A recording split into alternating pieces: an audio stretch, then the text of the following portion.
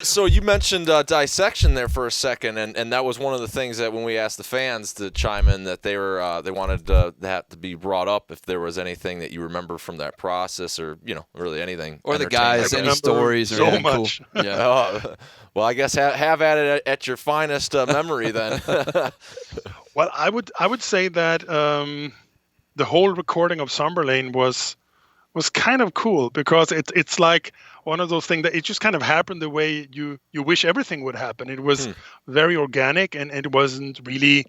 They were not really famous at the time. They didn't Right. really have an attitude, and I think maybe I was way more famous than they were. So there was a little bit respect from them towards me, and they knew that I had done stuff. And I worked with Yoon when he was a session singer for Ophthalmia. Oh yeah, right. I had just done a couple of months before, and he liked the vibe because he, like many other metal musicians in the early 90s and probably all over the 70s and 80s, he had been in one of those like government-funded studios where a guy who didn't give a fuck had to record you because you had some hours that you got actually paid to rehearse with your band in Sweden. Okay. So you rehearsed now for 18 hours. Now you can go into the studio, and those studios had pretty okay equipment, but nobody knew how to run them. Right. They had done a couple of recordings. I don't think Dissection is a perfect example because I think their EP and stuff sounds actually pretty cool. Yeah. What they did before, Right. But there were a lot of bands like, oh, when we were in the studio, we had to record it one by one, and we were not allowed to do this and that. We could not play together. And I said, fuck that shit. We will all play together, as many as possible. So we recorded at least drums and 2 guitars at the same time. Okay. Might have done bass as well. I'm not 100% sure about that. But the moment they recorded without a click track or anything, of course, they had recorded drums and 2 guitars and let's say bass. And they were like, oh, that's a good take. And then I just rewinded the tape, did 2 new tracks, and then Yoon and John just recorded 2 more guitars again at the same time. Oh, wow. To save time, of course, because we had like a week to do everything. Right. So from that moment on, you had both guys in both ears, like I like to call it, like a full stereo thing going. And that was it, And then, okay, next song. And we just kept chop. I think the first day we did drum sound and probably half the songs. Then we just kept going and going. And then vocals and then, vocals and solos. And I did my infamous keyboard solo and my heavy metal scream and my monk choirs and God knows what. I was throwing at them. You're talking about the wah! And then, because Black Horizons was a brand new song, that the band had never rehearsed properly.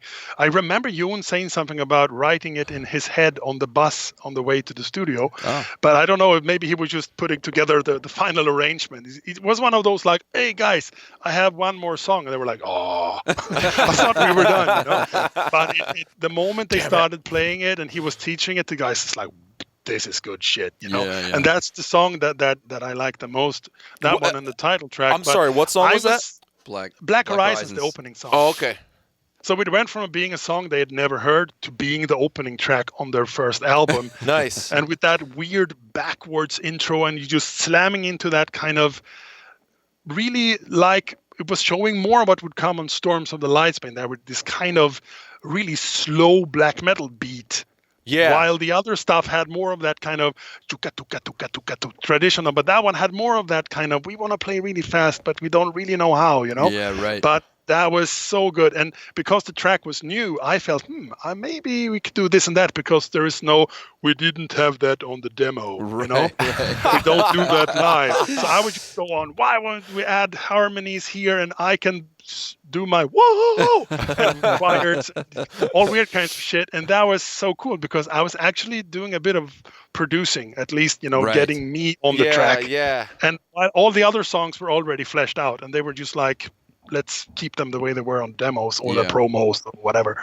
So that one, that was special. And it's one of those good recordings. I remember more about that than I do from Storm of the Lightsbane. There I all remember all the negative, the weird stuff, But from Somberlain it was all super, Is any of that negativity for Storm of the Lightsbane why there is 2 mixes, or is that just kind of the process? And then there's actually 3 mixes. Oh, 3. Wow. When are they going to publish the third, or is that like why is there 3 mixes? I don't know. I hope not. Because you don't like it. But the fact is that when I did the first mix, which I heard on the original DAT tapes, just like the other month, they sound pretty okay for being what they were supposed to be according to the band. Okay. It's important to point that out. They were going through a major Norway thing.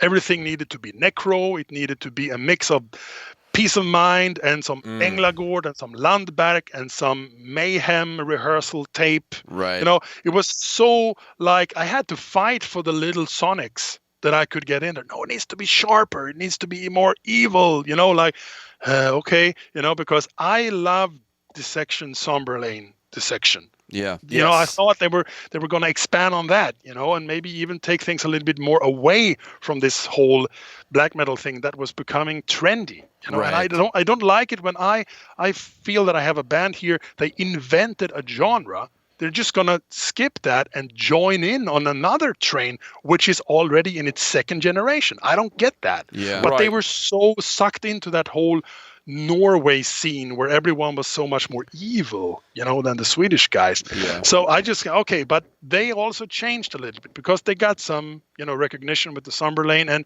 they grew up. They were older and more, I would not say evil, but they changed their personalities a little bit like teenagers do. Yeah, you know, right. You're going from this phase where you're still a bit like you're a kid, but a bit older. And all of a sudden you're a full-on teenager. Yeah. And there is no kid there. And there is no adult there either. Yeah. You're just this annoying, oh, it's my way. You suck. Fuck off. It's black or white, you know. Right. You know, and they had this internal struggles a little bit. And of course, I was wrong with everything. You know, it's like, oh, you produce also like hardcore pop punk prog shit, you know, we don't care, we're black, you know. So it was, I might be, you know, exaggerating a bit, but the vibe there was different. They were trying to out evil other bands, and I didn't like that. It's like Dark Funeral kept asking, are we faster than Marduk? So I don't know, I don't have a fucking metronome here, you know, but hey, what's the point? Yeah, that's funny. So with Storm of the Lights Bane, it was supposed to sound like more of an 80s heavy metal album, but with all the like the big toms from Mayhem, or you know, and it turned out sounding not so very super hi-fi and polished and super mega like some other albums at the time, like whatever Machine Head or whatever. Right. And then Jon called me and he started the conversation like, I think we have to remix the album. And I was like, why? There's too much reverb on the acoustic guitar from Where Dead Angels Lie. And I'm like, okay. And we don't like the drum sound, and we don't like the rhythm guitars, and we don't. It's like, oh okay, that's a nice opening line, but why don't you just say we think it sucks? You know? Yeah, where were you all those other hours? Right. Actually, in those days, when something had too much reverb on it, you had to remix the whole thing. There was no like, oh, let me do a recall for 1 second, bounce out those 20 seconds, and paste it into the master, you know what I mean? That doesn't work in 1994 or 5. So yeah, and then we did a session when I moved the studio from Finspång to Örebro. Jon came up alone, and we were supposed to remix the album properly in my new studio. And you know, I was doing my usual thing of like, okay, shit, remixing. I never remixed anything up until that point. You know, it was like that never happened. So okay, this is weird, you know. So I kept checking the channels, how I had recorded stuff and this and that. And then all of a sudden, Jon was like, oh, that note is wrong. Oh, that sounds weird. What's happening over there? So he just started re-recording lots of shit, you know, his bits, and oh, that vocal sounds weird. I will do it again. It's like, okay, I thought we were remixing, not re-recording. Right. But yeah, and that didn't leave a lot of time for me to do a proper remix. It was more like a rough mix of what we had recorded and recorded again, and that just turned into a mess. You know, it was it was like sounding a bit messy, like the first mix, but maybe brighter and weird. Yeah.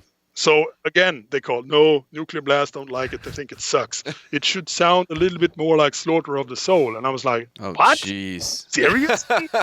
Really? Completely different direction. I don't remember that being thrown around much when you were talking about the drum sound from Peace of Mind mixed with, it's like, okay, and how the fuck am I going to do that? Because I recorded everything pretty 70s style. Just like one mic in between the toms and a lot really? of like, yeah, it's like, let's be old school. I had a feel there. Like, yeah.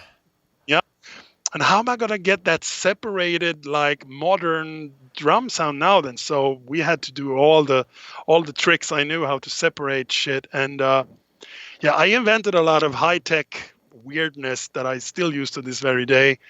And, eventually the album turned out the way it did. And, again, I think we finished the mix like 10 minutes before they had to leave on the train to go to Stockholm to do the mastering the next day. Oh, wow. It was super stressy. And I had fever, at least, like, I don't know, you guys have the Fahrenheit, but the fever was the one where you normally should, like, almost go to the hospital. Wow. And I remember just sitting there with speakers turned really low because it's like my ears were turned inside out and I had to listen to that black metal wall of evil.